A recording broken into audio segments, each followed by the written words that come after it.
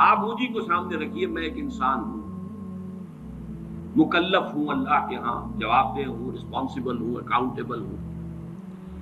کچھ چیزیں مجھ پر وارد ہوتی ہیں، کوئی مصیبت آ گئی، کوئی تکلیف آ گئی، کوئی بیماری آ گئی، کوئی نقصان ہو گیا، کچھ ہو گیا۔ اب نوٹ کرنا چاہیے کہ اس کے کچھ اسباب ہوں گے، مادی اسباب ہیں یا کچھ اور لوگ ہیں، کسی نے میرے گھر کو فرض کیجئے کہ کوئی نقصان پہنچانا چاہا ہے، اس نے کام کیا ہے، کسی نے مجھے اٹھا کے پتھر دے مارا ہے، تو یہ سارے فیکٹرز ہیں، لیکن یہ شے بالفعل مجھ پر نہیں وارد ہو سکتی اگر اللہ کا اذن نہ ہو۔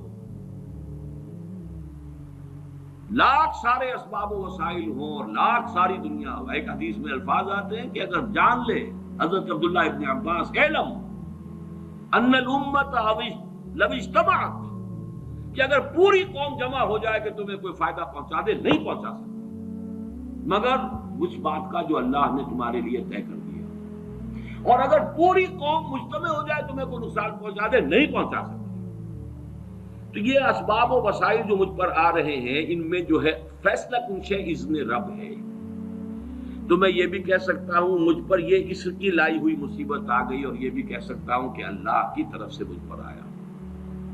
وہ خیر ہو یا شر ہو، بالقدر خیر ہی و شر ہی۔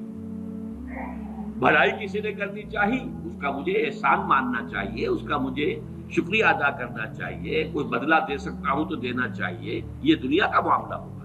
اسی طرح کسی نے مجھے نقصان پہنچایا، میں قصاص لے سکتا ہوں، قانونی طور پر مجھے اس کا حق حاصل ہے، لیکن یہ جان لیجئے کہ یہ اچھائی یا بھلائی مجھ تک نہیں آ سکتی تھی بغیر اذن رب۔ تو اذن رب شامل ہو گیا نا،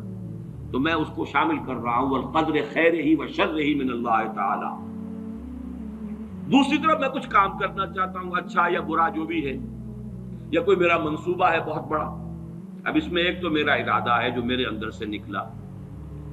ہزارہا عناصر ہوں گے کہ جو اس کے اندر انوالوڈ ہوں گے، بہت سے مادی وسائل اس کے لیے درکار ہوں گے، اسباب نہ ہو جمع تو یہ کیسے کام شروع ہو سکتا ہے؟ اسباب کرے جمع، خدا ہی کا یہ کام۔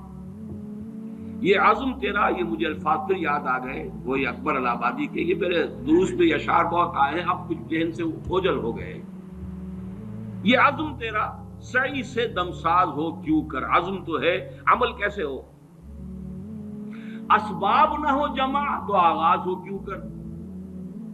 اسباب کرے جمع، خدا ہی کا ہے یہ کام، طالب ہو تو خدا سے، تو دعا ہی کا ہے یہ کام۔ یہاں پر بھی ایک فیکٹر ابھی اکبر الہ آبادی کی نگاہ سے بھی اوجھل ہے۔ دیکھیے میرا ایک عزم ہے، میرا ایک ارادہ ہے، اس کے لیے کوئی مادی وسائل، کچھ لوگوں کا تعاون درکار ہے، وہ بھی اللہ کے کنٹرول میں ہے، اللہ چاہے گا تو آئے گا۔ پھر بالآخر کسی شے کا پورا ہو جانا آخری درجے میں پھر اللہ کے اذن کا طالب ہے، یہاں تک کہ حضور نے فرمایا کہ جو لقمہ بھی ابن آدم کے حلق سے نیچے اترتا ہے، اب وہ سارا آپ نے اس کے لیے کمائی کی، محنت کی، وہ کھانا پک گیا، آپ کی اہلیہ نے پکا لیا گھر پہ، اب یہ لقمہ اتر رہا ہے، اس وقت بھی اللہ سے اذن چاہتا ہے کہ میں اس کے حق میں غذا کا کام دوں یا زہر بن کر لڑ دوں۔ لہذا میں یہ بھی کہہ سکتا ہوں کہ یہ کام اس طرح ہو گیا، میرے کرنے سے ہو گیا، ان اسباب سے ہو گیا، ان مددگاروں کی مدد سے ہو گیا، اور یہ بھی کہہ سکتا ہوں کہ یہ کام میں نے نہیں کیا، اللہ نے کیا۔ صرف جو ہمیں تلقین کی گئی ہے وہ یہ ہے، خیر وجود میں آ جائے تو اسے اللہ کی طرف منسوب کرو۔ الحمدللہ الذی ہدانا لہذا وما کنا لنہتدی لولا ان ہدانا اللہ، کل حمد، کل شکر، کل تعریف اس اللہ کی ہے جس نے ہمیں ہدایت عطا فرمائی۔ ہم ہرگز ہدایت نہ پا سکتے اگر اللہ ہمیں ہدایت نہ دے۔ غلطی ہو جائے تو اسے اپنی جانب منسوب کرو، ربنا ظلمنا انفسنا وان لم تغفر لنا وترحمنا لنکونن من الخاسرین۔ شیطنت اس کے برعکس ہے، خیر ہے تو میری، میں نے کی، اور شر ہے تو اللہ تو نے کروایا۔ فبما اغویتنی، اے اللہ تو نے جو مجھے اغوا کیا ہے، تو اب میں ثابت کر کے رہوں گا کہ یہ آدم اس اکرام و تکریم کا مستحق نہیں تھا جو تو نے اس کو عطا کر دی۔ یہ ہے شیطنت، شیطانیت،